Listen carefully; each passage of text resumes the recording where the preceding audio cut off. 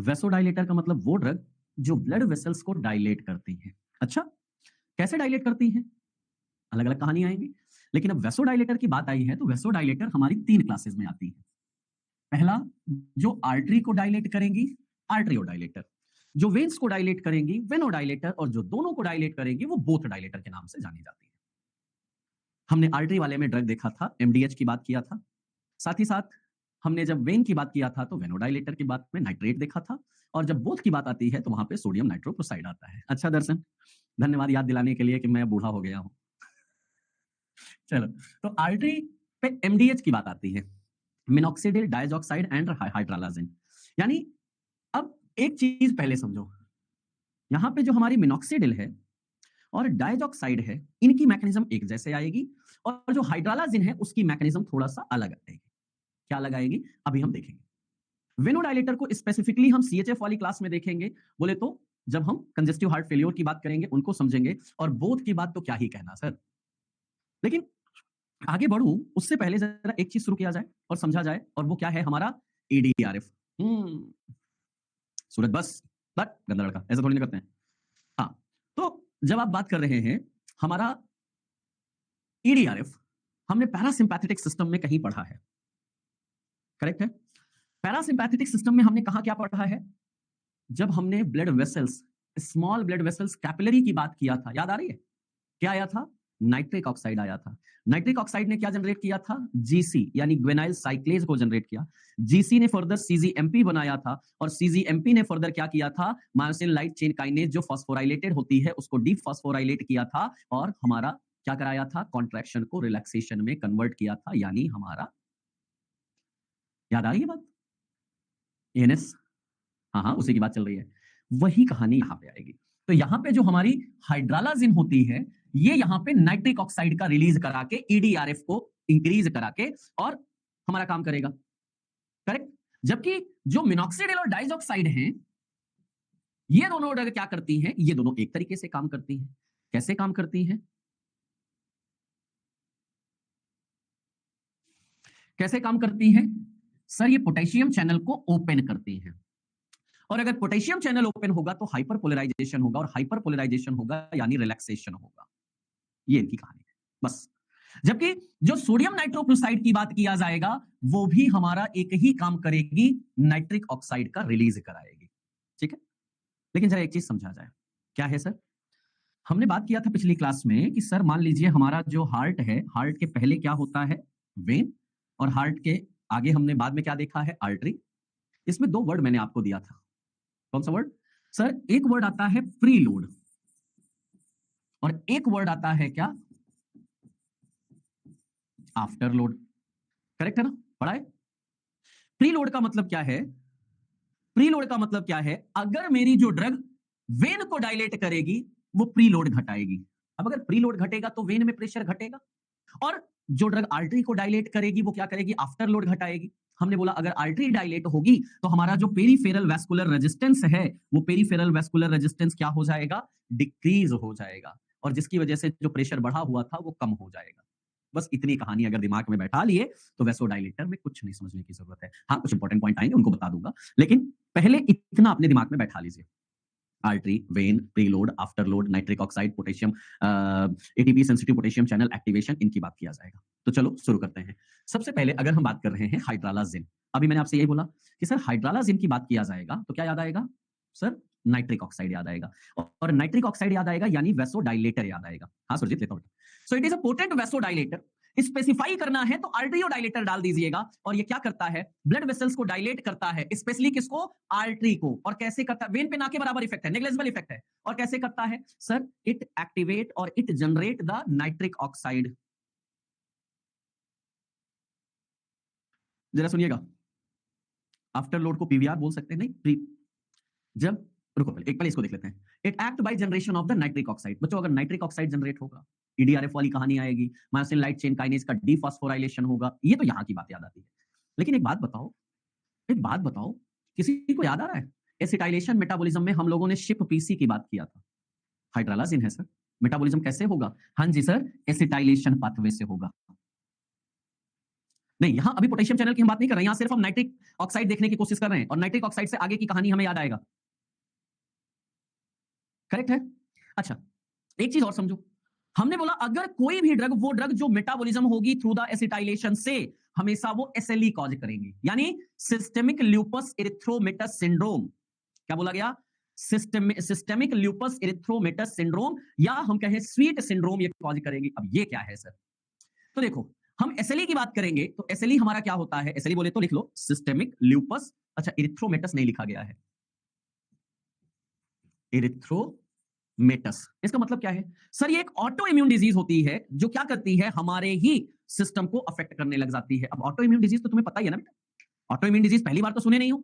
यहां पे मेनली अगर आप देखोगे तो हमारे जो इरिथ्रोसाइट्स हैं उनका क्या होने लग जाता है? ब्रेकडाउन होने लग जाता है, हमारी आरबीसी का टूटने लग जाता है।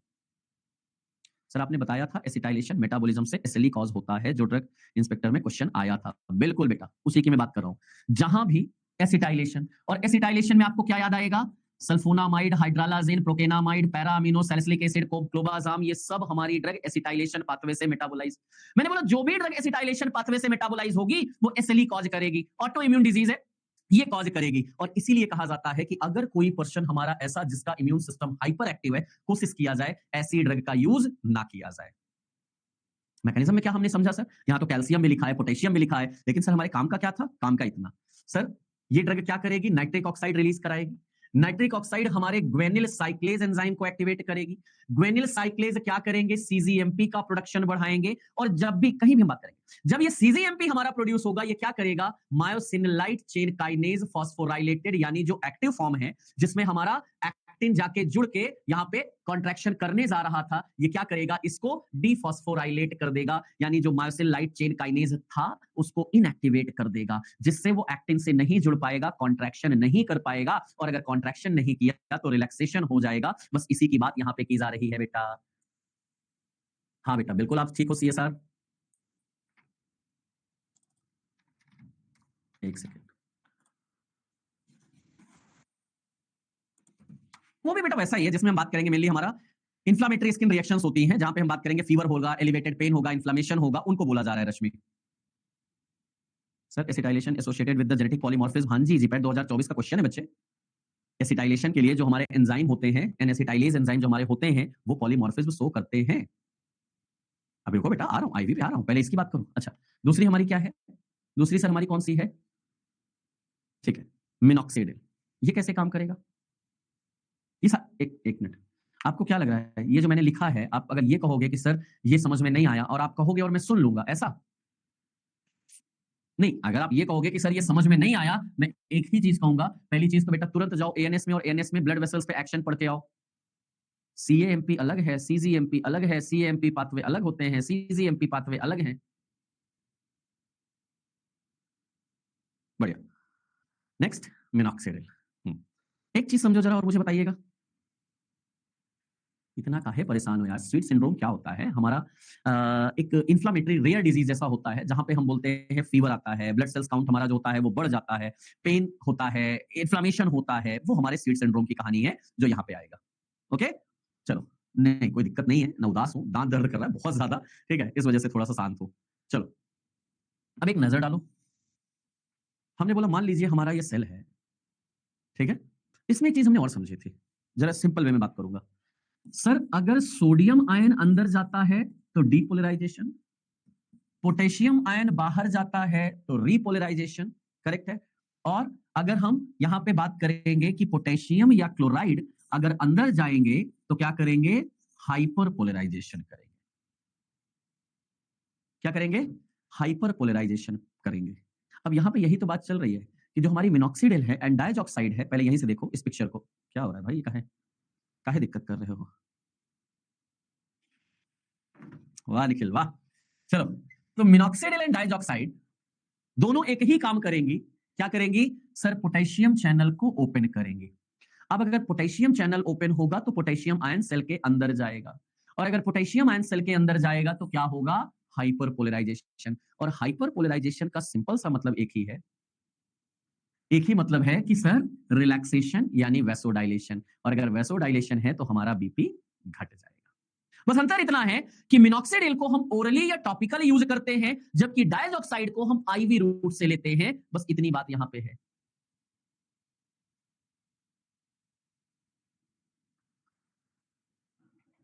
चले बढ़िया। So minoxidil a powerful vasodilator, mainly prodrug होता है, एक्टिव फॉर्म कन्वर्ट होता है बाय द कॉन्जुगेशन मैकेनिज्म। और ये जो हमारा कॉन्जुगेशन के बाद एक्टिव मेटाबोलाइट बनता है, वो क्या करता है, हमारा एटीपी सेंसिटिव पोटेशियम चैनल को ओपन करता है। और अगर ATP sensitive potassium channel open होगा तो सर हाइपरपोलराइजेशन होगा, वैसोडाइलेशन होगा, और वैसोडाइलेशन होगा तो बीपी घटेगा। करेक्ट। मिनॉक्सिडिल, हमने यही बात किया कि सर मिनॉक्सिडिल को आज की डेट पे बीपी के लिए कम यूज करते हैं, लेकिन हाँ सर एलोपेसिया में बहुत यूज किया जाता है। क्यों? क्योंकि सर ये हेयर फॉलिकल के ग्रोथ को प्रमोट करता है, और एक नहीं कई तरीके से करता है। पहला तो सर ये क्या करेगा, वहां पे वैसोडाइलेशन करेगा, यानी ब्लड का एक्युमुलेशन होगा, और ब्लड का एक्युमुलेशन होगा तो सर हेयर ग्रोथ बढ़ेगी। दूसरा क्या करता है सर, जो एंड्रोजेनिक जेनेटिक वाली चीजें होती है ना, so alteration of androgen and affect the genetically, जैसे कहते हैं ना कि यार मेरा जेनेटिक है, जैसे मेरे हेयर लॉस होने हैं जेनेटिक है, वहां पे यूज होता है। Direct stimulate the hair follicle. अब बात आएगी सर अगर इतनी अच्छा है, जेनेटिक वाले में भी काम कर सकता है, एटीपी सेंसिटिव पोटेशियम चैनल को ओपन करता है, हेयर फॉलिकल को स्टिमुलेट करता है, हेयर ग्रोथ कराता है, तो क्या यूज कर सकते हैं? सिंपल आंसर है नहीं। क्यों सर? क्योंकि आप जब तक यूज करोगे तब तक तो ठीक है, थोड़ा बहुत आपको ग्रोथ दिखेगा, लेकिन जिस दिन बंद करोगे ना, उस दिन पूरा सर खाली हो जाएगा। ठीक है, तो इसलिए without doctor prescription, without doctor recommendation बिल्कुल भी यूज नहीं किया जाएगा। So minoxidil promote the hair growth, और वही अगर हेयर ग्रोथ ज्यादा हो जाए, नॉर्मल है तो अच्छी बात है, लेकिन अगर हेयर ग्रोथ ज्यादा हो जाएगा तो बाल कलाकार बन जाएगा, यानी हिरसुटिज्म की बात आ जाएगी। So through the enhanced micro circulation of the hair follicles, so used in alopecia. हाँ, एलोपेसिया यानी मेल पैटर्न बाल्डनेस में यूज किया जाता है, और ये आज की डेट पे सबसे ज्यादा यूज इसका यही है। 2% डेली, ट्वाइस यूज किया जाता है हेयर फॉलिकल की ग्रोथ कराने के लिए। तो मैंने बोला अच्छा है, ग्रोथ कराएगा, हेयर फॉलिकल को स्टिमुलेट करेगा, लेकिन सर एडवर्स इफेक्ट इतने ज्यादा हैं कि ना ही यूज किया जाए तो ज्यादा अच्छा है। ये इसकी बात किया सर मिनॉक्सिडिल की। डायजॉक्साइड भी सेम मैकेनिज्म से काम करती है, पोटेशियम चैनल को ओपन करेगी, हाइपरपोलराइजेशन करेगा, और जो हाइपरपोलराइजेशन करेगा उसकी वजह से हमारा वहां पे वैसोडाइलेशन और बीपी डिक्रीज होगा। बस अंतर क्या है कि मिनॉक्सिडिल को हम ओरली या टॉपिकल यूज करते हैं, जबकि डायजॉक्साइड की बात किया जाएगा। हाँ, अब ये क्वेश्चन डीआई का ऑलरेडी क्वेश्चन है, which of the following vasodilator is a thiazide diuretic. Sir यही है, डायाजॉक्साइड मिलता जुलता मिलेगा, थायाजाइड, थायाजाइड, डायाजॉक्साइड। सर ये थायाजाइड डायूरेटिक है, बट स्ट्रक्चर है थायाजाइड जैसा, बट मैकेनिज्म बिल्कुल भी थायाजाइड जैसा नहीं है। करेक्ट है। So no diuretic activity, it only have the potassium channel opening property. हमने बोला मेनली ये हमारी आर्टरी को डायलेट करेंगे, इसीलिए आर्टरियो डायलेटर है, वेन पे ना के बराबर काम है। करेक्ट। हाइपरटेंसिव इमरजेंसी में यूज कर सकते हैं, लेकिन फिर वही कहानी, सर मोनोथेरेपी के रूप में यूज करने की जरूरत नहीं है। मतलब ये कहा जाए कि बीपी है और सिर्फ डायजॉक्साइड यूज कर ले, सिर्फ मिनॉक्सिडिल या हाइड्रोलाजिन यूज कर ले, आंसर है सिंपल नहीं सर। क्यों सर? एडवर्स इफेक्ट कई है। पहली बात तो इंसुलिन के सिक्रीशन को घटा देगा, हाइपरग्लाइसीमिया यानी डायबिटीज के पेशेंट के लिए हार्मफुल है। यूरिक एसिड के एक्सक्रीशन को घटा देगा, जिसकी वजह से हाइपर यूरिसीमिया होगा। और अगर हाँ, अब यहां पे एक फायदा भी मिल जाता है सर, तो फिर ये थायाजाइड लाइक में चाहिए थी ना, ये दट पगला। थायाजाइड लाइक में दिव्या क्या था, क्योंकि मैकेनिज्म थायाजाइड जैसा है, स्ट्रक्चर नहीं। यहां पे क्या बोल रहे हैं, इसका स्ट्रक्चर थायाजाइड जैसा है बट मैकेनिज्म नहीं, तो क्यों हम इसको थायाजाइड लाइक में डालेंगे? चलेगा। हाँ, अब हमने बोला अगर ये इंसुलिन के सिक्रीशन को घटाता है तो डायबिटिक पेशेंट को नहीं दे सकते, यूरिक एसिड के एक्सक्रीशन को घटाता है तो सर गाउट में नहीं दे सकते, लेकिन वही एक फायदा भी मिल गया कि अगर कोई पर्सन ऐसा है जिसमें इंसुलिनोमा है, यानी हमारा जो पैंक्रियाज है और उसके बीटा सेल्स में ट्यूमर है, ज्यादा इंसुलिन का सिक्रीशन हो रहा है, तब उस केस की ये ड्रग ऑफ चॉइस बन जाएगी, वहां पे हमारा ये दिया जाएगा। चलेगा। उस केस में ये हमारी ड्रग ऑफ चॉइस है। नेक्स्ट हमारा आता है बोथ, जहां पे हम बात करते हैं सर सोडियम नाइट्रोप्रोसाइड की बात। अच्छी बात क्या है कि सर दोनों को डायलेट करता है, यानी pre load and after load दोनों को घटाता है। लेकिन बुरी बात क्या है? बुरी बात सर एक है कि सर एडवर्स इफेक्ट भर भर के आता है, इसलिए ज्यादा इफेक्टिव नहीं होता। It dilate both artery and veins, resulting in decreasing the PVR यानी peripheral vascular resistance and venous return, दोनों हमारा घट जाता है। कुछ बच्चे पूछे सर पीवीआर क्या है, आफ्टर लोड पीवीआर बोलते हैं क्या? नहीं, ये पीवीआर आपका वो हॉल वाला पीवीआर नहीं है जहां मूवी देखने जाते हो। समझो मेरी बात पहले क्या होता है। जैसे नाइट्रोप्रोसाइड आएगा, नाइट्रिक ऑक्साइड रिलीज करेगा, और नाइट्रिक ऑक्साइड सीजीएमपी, वो सारी कहानी पता है। लेकिन यहाँ पे सर हमारी वेन भी डायलेट होगी और आर्टरी भी डायलेट होगी। अगर वेन डायलेट हुआ तो सर ब्लड वेन डायलेट हो गया तो ब्लड जो प्रेशर के साथ भाग रहा था वो प्रेशर के साथ नहीं भागेगा, ठीक, यानी हमारा पूलिंग ऑफ ब्लड होगा, जिससे वेन के थ्रू हार्ट में जो ब्लड सप्लाई थी वो कम हो जाएगी, प्रीलोड घटेगा, कार्डियक आउटपुट घटेगा, बीपी घटेगा। वहीं दूसरी तरफ सर आर्टरी को डायलेट करने से क्या होगा, आर्टरी डायलेट होगी, और अगर आर्टरी डायलेट हो गई उसकी वजह से क्या होगा, हमारा आर्टरी डायलेट होने से जो पेरीफेरल वैस्कुलर रेजिस्टेंस है वो घट जाएगा, और अगर पेरीफेरल वैस्कुलर रेजिस्टेंस घटेगा मतलब यहां पे जो रेजिस्टेंस था, भाई अगर मैंने ये बताया था कि अगर हमारा जो ब्लड वेसल्स है अगर वो कॉन्स्ट्रिक्टेड है तो सर रेजिस्टेंस ज्यादा होगा, और रेजिस्टेंस ज्यादा होने की वजह से बीपी ज्यादा होगा, लेकिन अगर आपने आर्टरी को डायलेट कर दिया तो पीवीआर घटा, आफ्टर लोड घटा, और हमारा बीपी घट जाएगा। हाँ, ये दोनों साइमल्टेनियसली होंगे, इसीलिए तो कहा जाता है बोथ। तो सर अच्छी बात हुई ना? नहीं, अच्छी बात नहीं हुई। क्यों नहीं अच्छी हुई? कि सर नाइट्रोक्लोसाइड आगे चल के हमारा रिलीज करती है साइनाइड मेटाबॉलिज्म के बाद। अब आपको पता है कि साइनाइड कितनी खतरनाक होती है, तो इसी वजह से सर इसको नहीं यूज किया जाता। It dilate both endothelial cells, वही सर हमारा nitric oxide cGMP and relaxation of the smooth muscles. लेकिन मैंने क्या बोला, nitroprusside is split to the release of the cyanide. अब आप ही बताओ, अगर साइनाइड बना, थायोसाइनेट बना, तो क्या बेटा ये मेरे लिए अच्छा है क्या? So it can produce the toxicity including the psychosis, CNS effect, lactic acidosis. So इसलिए कहा जाता है कि सर अच्छी तो बहुत है, लेकिन ये एडवर्स इफेक्ट की वजह से इसको हम ना के बराबर यूज करते हैं। ये हमारी वैसोडाइलेटर की कहानी है। वेनस रिटर्न समझाओ ना, ठीक है। मैंने बोला ये हार्ट है, ये वेन है, ठीक। अब मुझे इतना बताओ बेटा प्रेक्षा, अगर ये जो वेन है ये कॉन्स्ट्रिक्टेड है, पहली सिचुएशन पकड़ो, अगर ऐसी हालत में है, ऐसी हालत में है, तो यहां पे प्रेशर ज्यादा होगा। नॉर्मली तो यही कहा जा रहा है ना कि कॉन्स्ट्रिक्टेड है तो वेन के थ्रू ब्लड का फ्लो ज्यादा हो रहा है, करेक्ट। और जब वेन के थ्रू ब्लड का फ्लो ज्यादा हो रहा है तो ब्लड ज्यादा यहां पे एक्यूमुलेट हो, ज्यादा यहां पे हमारा हार्ट पे आता चला जाएगा, यानी वेनस रिटर्न जो वेन दे रहा है रिटर्न में वो ज्यादा है, ठीक है। लेकिन जब हमने क्या कर दिया, डायलेट कर दिया, अगर डायलेट कर दिया तो इससे क्या होगा, हमारा ब्लड यहां पे इकट्ठा होगा, क्योंकि अब उतना प्रेशर के साथ नहीं जा रहा है। भाई पतला पाइप मोटा पाइप याद करो ना, अगर पाइप मोटा हो गया है तो डेफिनेटली हमारा उतना प्रेशर के साथ नहीं जाएगा, यहां पे ब्लड का एक्यूमुलेशन होगा वेन में, जिसको बोलते हैं पूलिंग ऑफ ब्लड बोलते हैं। और जब हमारी ड्रग ने वेन को डायलेट कर दिया यानी पूलिंग ऑफ ब्लड हुआ, जिससे हमारा प्रीलोड घटेगा और बीपी घटेगा।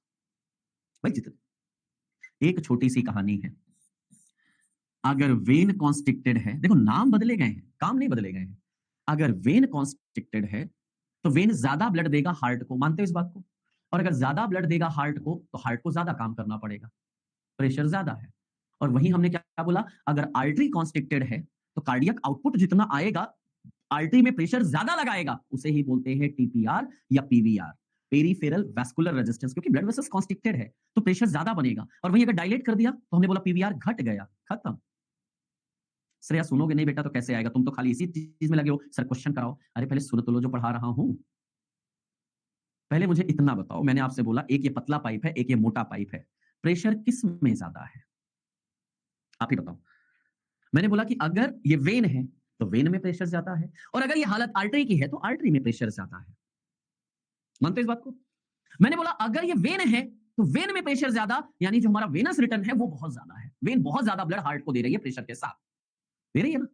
अब अगर मैंने वेन को डायलेट कर दिया तो वेनस रिटर्न क्या हो जाएगा, कम हो जाएगा, मतलब वेन से हार्ट में कम आएगा, वेन में थोड़ा टाइम के लिए ब्लड रुकेगा, स्लो आएगा, जिससे हार्ट को सांस लेने का मौका मिल जाएगा, जो प्रेशर बढ़ा हुआ था वो कम हो जाएगा। सेम सिचुएशन आप आर्टरी में ले लो, भैया अगर आर्टरी मेरी कॉन्स्ट्रिक्टेड है तो हार्ट से ब्लड पंप होकर आ रहा है ना, कार्डियक आउटपुट आ रहा है ना, और अगर कॉन्स्ट्रिक्टेड है तो आउटपुट कार्डियक आउटपुट उतना नहीं हो पाएगा क्योंकि प्रेशर है आर्टरी में। लेकिन अगर हमने उसको डायलेट कर दिया तो प्रेशर कम हो, यही बोला गया पीवीआर घटा। चाहे पीवीआर बोलो बेटा रेशमा, चाहे टीपीआर बोलो, दोनों चीजें सेम है। पेरीफेरल वैस्कुलर रेजिस्टेंस घटाने के लिए आर्टरी डायलेट किया गया, टोटल पेरीफेरल रेजिस्टेंस घटाने के लिए आर्टरी डायलेट किया गया, खत्म। हाँ जी, बस इतना ही तो बोल रहा हूं सूरज। अभी ये PVR, TPR, Venus return, blood accumulation, ये वर्ड समझ में आए? चलूं आगे। अब अगला टॉपिक मुझे पढ़ाना नहीं है क्योंकि सब आपने पढ़ा है, बस मुझे यहाँ पे उनको एक बार रिमाइंड कराना है। एक काम करो, ठंडी है तो क्या हुआ, घर में पाइप पड़ा होगा, एक काम करो टैप से पानी लगाओ और उसके बाद पानी चलाओ, ठीक, और उसके बाद आगे जाके टिप को दबा देना थोड़ा सा। तो अब मुझे बताना कि कब प्रेशर ज्यादा होगा। सर मॉड्यूल में 5 पे सिंपैथोलाइटिक इनहिबिटर लिखा है, आऊंगा बेटा, सब बात कर लूंगा, परेशान मत हो। चलो जाओ बाइक स्कूटी धो के आओ जल्दी से, तुम लोग धुलाई वाले ही हो। चलो, पेरीफेरल वैस्कुलर रेजिस्टेंस। अब इसी को अगर थोड़ा सा तुम एएनएस में जाके याद करोगे, एएनएस में जाके याद करोगे ब्लड वेसल्स में कौन सा रिसेप्टर होता है? Alpha 1 GQ protein mediated. और अगर मैंने बोला ब्लड वेसल्स कॉन्स्ट्रिक्ट हो रखी है, जस्ट इमेजिन, तो मुझे अल्फा 1 क्या देना पड़ेगा? ब्लॉकर देना पड़ेगा कि नहीं? Prazosin, terazosin, doxazosin, tamsulosin, alfuzosin. हाँ सर। तो सर ये ब्लड वेसल्स कौन सी है, आर्टरी या वेन? मैंने कहा दोनों। यहां पे कोई डिफरेंशिएशन नहीं है, आर्टरी भी है वेन भी है। तो पहली हमारी आई पेरीफेरली एक्टिंग सिंपैथोलाइटिक। सुनते जाओ पूरी बात। दूसरा, सर ये बताओ हार्ट में कौन सा रिसेप्टर प्रेजेंट है? कहीं पढ़ा है क्या? अगर कैपिलरी बोलोगे इश्यू बेटा तो मैं यही मुर्गी बनाऊंगा, क्योंकि आपको साफ साफ बताया हूं कि ब्लड वेसल्स में अल्फा 1 होता है, कैपिलरी में M3 की बात करते हैं। पूरा याद किया करो। हर्ष पटेल, तेजस्विनी, रश्मि, भगवान करे तुम्हारा भला, ठीक, जुग जुग जियो, आगे नहीं बोलूंगा, ठीक, लेकिन नालायकों, गधों, हैं, क्या लिखा है? क्या लिखा है? सिंपैथोलाइटिक। और मुझे क्या बता रहे हो? M1, M2, M3 भी गुजर दो, काहे रोके हो? उसको भी ले आओ, ना मन करे तो NN NM भी उठा लाना, इधर उधर से अभी H1 भी ले लेना, बहुत सारे रिसेप्टर पढ़ चुके हो यार, सेरोटोनर्जिक उठा लेना, क्या दिक्कत है? मतलब मुझे तो पागल कुत्ते ने काटा है कि मैं तुमको सिंपैथोलाइटिक पढ़ा रहा हूं ना। हाँ रोशन, अभी तुम ही क्वेश्चन कर रहे थे ना, अभी तुम ही क्वेश्चन कर रहे थे ना। एक क्वेश्चन कर लिया तो तुम्हारी उकी पुक्की गुम, बीटा 2।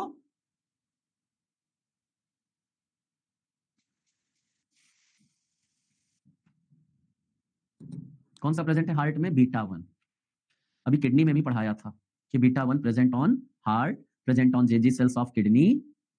खैर, तो अब बीटा 1 जीएस प्रोटीन मीडिएटेड है, और जितना ज्यादा बीटा 1 एक्टिव होगा ट्रिपल एफ कंडीशन में सर हार्ट रेट बढ़ेगा। और बच्चों heart rate, force of conduction and contraction बढ़ेगा तो बीपी बढ़ेगा। हमने बोला beta 1 he Jazzy sales of kidney में प्रेजेंट है, जहां से रेनिन रिलीज होता है, और अगर रेनिन रिलीज होगा तो रास सिस्टम बढ़ेगा, रास सिस्टम बढ़ेगा तो सोडियम वाटर रिटेंशन होगा, सोडियम वाटर रिटेंशन होगा तो उसकी वजह से बीपी बढ़ेगा। क्या मैं फर्जी में पढ़ाया हूं इससे पहले डायबिटिक या एएनएस? कुछ तो रीजन रहा होगा बेटा ना।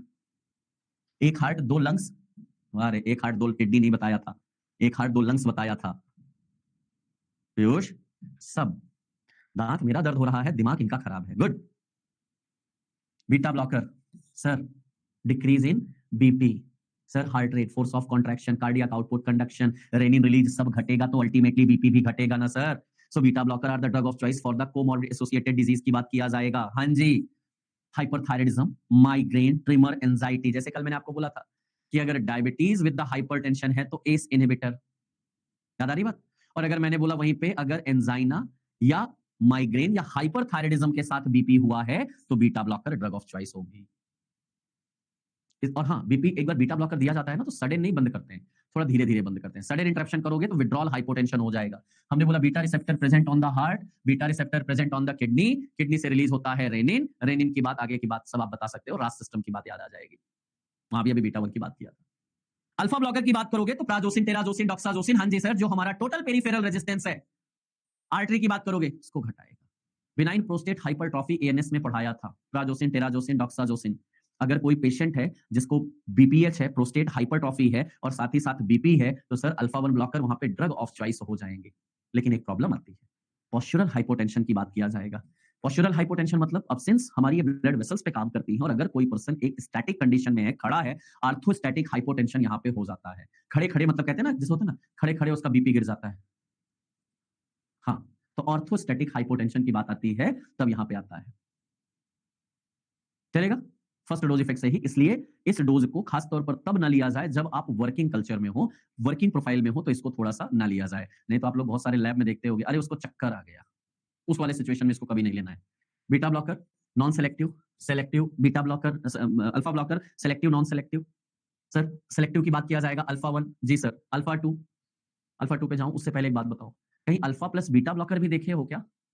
लेबेटालॉल, कार्बेडिलॉल की बात याद आई थी क्या? हाँ जी sir. So these are non selective beta blocker, also blockade the alpha essential hypertension की ड्रग ऑफ चॉइस में आएगा, not preferred for the essential hypertension, क्योंकि इसेंशियल हाइपरटेंशन में तो ऑलरेडी हमारे पास ACE inhibitor first line drug है। यहाँ पे आपके पास लेवेटालॉल एंड कार्बिडिलॉल की बात किया जाएगा, जिनको हम फियोक्रोमोसाइटोमा, क्लोनिडिन विड्रॉल या चीज रिएक्शन के साथ अगर बीपी हो रखा है तो वहां पे देते हैं। वैसे ये वाला पॉइंट याद करना, अभी क्वेश्चन रिसेंटली मिला है, labetalol is the drug of choice for the hypertensive emergency in pregnancy. अभी एक चीज और बताऊंगा, यहां क्या लिखा है, हाँ जी, यहां क्या लिखा है, labetalol is the drug of choice for the hypertensive emergency, नहीं, हाइपरटेंसिव इमरजेंसी इन प्रेगनेंसी, मतलब अगर प्रेग्नेंट लेडी है और उसमें हाइपरटेंसिव इमरजेंसी कंडीशन डेवलप होगी तब लेवेटालॉल दिया जाएगा। अब pheochromocytoma, adrenal of the tumour gland की बात करोगे क्या? और फियोक्रोमोसाइटोमा की ड्रग ऑफ चॉइस मैंने आपको फेनॉक्सीबेंजामिन के नाम से बताया था।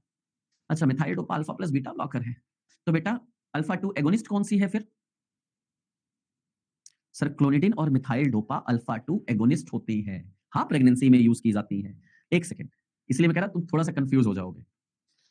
हाइपरटेंशन इन प्रेगनेंसी की ड्रग ऑफ चॉइस तो मिथाइल डोपा होती है। सुनो मेरी बात ध्यान से पूरी, अगर पूछा जाए हाइपरटेंशन इन प्रेगनेंसी, मतलब अगर प्रेग्नेंट लेडी का हाइपरटेंशन हो रहा है, को बीपी बढ़ रहा है, तब methyl dopa drug of choice होगी। लेकिन अगर हाइपरटेंसिव इमरजेंसी कंडीशन आ रही है तब लेवेटालॉल होगा। वर्ड का खेल है सारा, वर्ड समझ लिए तो मजा है, नहीं तो सब सजा है।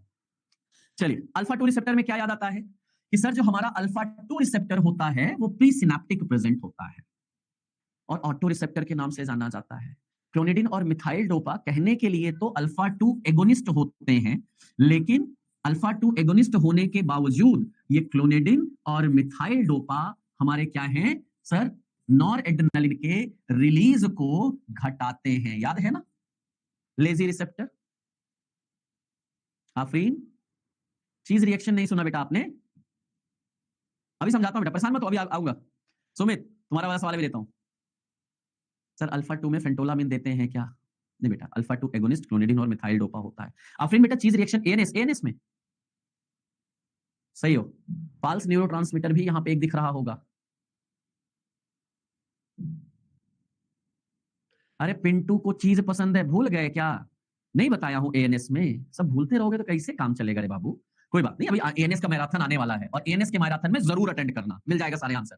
सो क्लोनिडिन इमिडाजोलिन डेरिवेटिव होता है, अल्फा 2 एगोनिस्ट होता है। अब since alpha 2 receptor lazy receptor होता है तो वो क्या करता है, हमारे नॉर एड्रेनालिन के रिलीज को घटाता है, और अगर नॉर एड्रेनालिन का रिलीज घटेगा तो बीपी अपने आप घट जाएगा। लेकिन हमने क्लोनिडिन में भी विड्रॉल इफेक्ट पढ़ा है, जब एडीआर पढ़ रहे थे, ई एंड ऑफ यूज में बात किया था कि क्लोनिडिन अगर अचानक से बंद किया जाएगा तो हमारा यहाँ पे हाइपोटेंशन हो जाएगा, पॉस्चुरल हाइपोटेंशन यहां भी आएगा। तो इसलिए सर क्लोनिडिन को भी बार बार नहीं लिया जाता, और अगर एक बार लेना शुरू हुआ तो तब तक लीजिए जब उसको, और खत्म भी करना है तो धीरे धीरे खत्म करना है। चलेगा सर? वही कहानी, सर क्लोनिडिन हमारा क्या करता है, अल्फा 2 रिसेप्टर को एक्टिवेट करता है, और जिसकी वजह से हमारा जो सिंपैथेटिक आउटफ्लो है घटता है, और अगर सिंपैथेटिक आउटफ्लो यानी एड्रेनालिन एंड नॉर एड्रेनालिन का रिलीज घटेगा तो ऑब्वियसली बीपी घटेगा। हाँ, अब आता है, पता में बेटा पायल है ही कहां, मिथाइल डोपा, ये भी इसी क्लास की ड्रग है, और ये सब आपके वही पढ़े हुए एएनएस के चैप्टर से, कुछ भी नया नहीं आ रहा है। मिथाइल डोपा हमने बोला था false neurotransmitter, alpha methyl nor adrenaline या अल्फा मिथाइल नॉर इपिनेफ्रिन की बात किया जाता है। एंड हमने बोला मिथाइल डोपा प्रो ड्रग है, जो हमारे बॉडी में किसमें कन्वर्ट होता है, अल्फा मिथाइल नॉर एड्रेनालिन या alpha methyl nor epinephrine, correct. और यही क्या करता है, हमारे अल्फा 2 रिसेप्टर को एक्टिवेट करेगा, नॉर इपिनेफ्रिन के रिलीज को डिक्रीज करेगा, अल्टीमेटली हमारा बीपी डिक्रीज हो जाएगा। टारगेट तो इतना ही ना बेटा, बीपी डिक्रीज करना, ये नॉर एड्रेनालिन को एक्टिवेट करके। अभी दिखा रहा हूं कुछ, alpha methyl nor adrenaline is a false neurotransmitter, ये क्वेश्चन पहला आ चुका है। हमने बोला अगर हाइपरटेंशन इन प्रेगनेंसी की ड्रग ऑफ चॉइस पूछा जाएगा तो क्या आंसर दोगे, मिथाइल डोपा, और हाइपरटेंसिव इमरजेंसी इन प्रेगनेंसी तब लेवेटालॉल की बात किया। दोनों में थोड़ा सा अंतर हो गया है, दोनों में थोड़ा सा अंतर है। वहीं सर ये हमारा जो मिथाइल डोपा है कूम्स पॉजिटिव टेस्ट देता है। अब ये क्या होता है सर, इसको थोड़ा सा हम पढ़ेंगे, माइक्रोबायोलॉजी और बायोकेमिस्ट्री रिलेटेड, अभी नहीं जाऊंगा। हीमोलिटिक एनीमिया करेगा सर, साथ ही साथ नेजल स्टिफनेस करेगा, क्योंकि अल्फा 2 रिसेप्टर पे काम कर रहा है। तो स्पेशली अगर बात किया जाएगा, इसको डायूरेटिक के साथ कंबाइंड करके दिया जाता है, अदरवाइज प्रेगनेंसी में इसको सबसे ज्यादा यूज किया जाता है। अब जरा एक टेबल देख लो जो परेशान हो कि सर कौन सा कहां पे ड्रग ऑफ चॉइस है। तो पहले तो बात करते हैं the drug of choice for the treatment of hypertension in pregnancy. अगर हाइपरटेंशन इन प्रेगनेंसी की बात किया जाएगा तो सर यहां पे हमारा एक ही वर्ड आएगा, better mother care during hypertensive pregnancy. ये ड्रग हमारी प्रेगनेंसी में यूज होंगी ड्यूरिंग द हाइपरटेंशन। अगर मनीष मैं पूछ लूं बेटा कौन सी ड्रग हाइपरटेंशन में प्रेगनेंसी में यूज नहीं होगी, तो क्या आंसर दोगे? रास सिस्टम की ड्रग यूज नहीं होंगी। डायूरेटिक ड्रग यूज नहीं होंगी। याद आ रही बातें? हाँ जी, कौन कौन सी यूज होंगी sir? Beta blocker, specially cardio selective या alpha plus beta blocker. Sir methyl dopa, इन सब में से ड्रग ऑफ चॉइस है। क्लोनिडिन, केयर से क्लोनिडिन। ड्यूरिंग से डाईहाइड्रोपिरिडिन, गलती से बेटा डायूरेटिक मत बोल देना, नहीं मार खा जाओगे।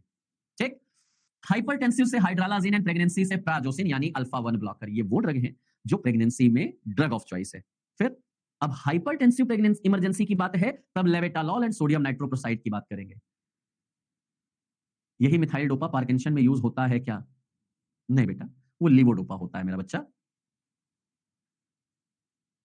हाँ जी, कैल्शियम चैनल ब्लॉकर में सिर्फ डाईहाइड्रोपिरिडिन, वेरेपामिल वगैरह नहीं दिया जाएगा क्योंकि वो एंकल इडिमा वगैरह कॉज करेगा और प्रेगनेंसी में एंकल इडिमा काफी खतरनाक होगा। प्रणो आएगा, सीएचएफ में यही पढ़ेंगे, फास्फोडाइस्टेरेस 5 इनहिबिटर। एस कॉन्ट्राइंडिकेटेड है बेटा, पढ़ाया हूं, सारे रास सिस्टम एक्टिंग ड्रग कॉन्ट्राइंडिकेटेड है।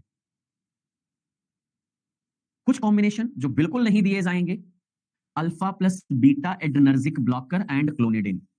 अब यहां पे तो वही कहानी है, हम अल्फा बीटा को ब्लॉक भी कर रहे हैं, क्लोनिडिन देके नॉरएड्रेनालिन को रिलीज भी घटा रहे हैं, तो सर सीवियर प्रॉब्लम हो जाएगी। निफेडिपिन या कहूं कोई भी डाईहाइड्रोपिरिडिन क्लास की ड्रग डायूरेटिक के साथ अगर दोगे सर सीवियर हाइपोटेंशन हो जाएगा, नहीं दिया जाएगा। हाइड्रालाजिन डाईहाइड्रोपिरिडिन का कॉम्बिनेशन नहीं दिया जाएगा। मिथाइल डोपा और क्लोनिडिन दोनों अल्फा 2 एगोनिस्ट है, कभी भी साथ में नहीं दिया जाएगा। ये है मेरा हाइपरटेंशन, ये ट्रिक याद रखना जरूर। एक जो आपको बताया हूं कि प्रेगनेंसी इमरजेंसी हाइपरटेंसिव की बात होगी तो वो अलग आएगा। एक ने बोला सर इक्लेम्सिया, वैसे इक्लेम्सिया यहाँ पे नहीं आता है, वो सीजर में आएगा। सो ड्यूरिंग द प्रेगनेंसी जो सीजर आते हैं उनको इक्लेम्सिया बोलते हैं और उनके लिए ड्रग ऑफ चॉइस हमारी कौन सी होती है? मैग्नीशियम सल्फेट होती है। Why beta blocker not selected choicely according to joint national commission? बेटा क्योंकि मिथाइल डोपा सबसे अच्छा है ना। हाँ जी, तो ये रहा मेरा एंटी हाइपरटेंसिव एजेंट। अब मेरी तरफ से 2 दिन का आपके पास टाइम है।